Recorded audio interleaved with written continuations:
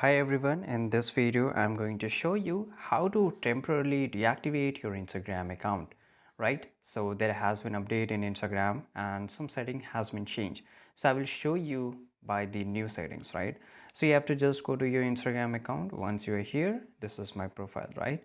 On the top right, I will see the three horizontal lines. Click on that.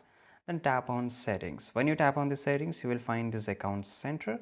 Tap on it, and once you tap on it, you will get this interface like this. Once you're here, just go to your information, your personal details, and once you are into the personal detail, you will get this option of account ownership and control, right? Then here you will get this option of deactivation or deletion, right? So just wait for a few seconds, select the account. If it is a single account, then it will not ask you.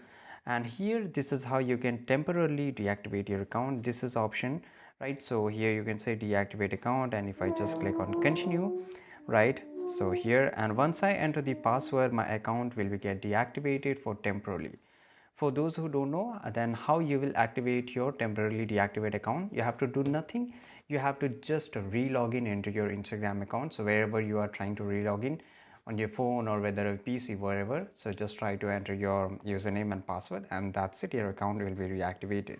So this is it guys, I hope you found this video very useful. If you did, subscribe.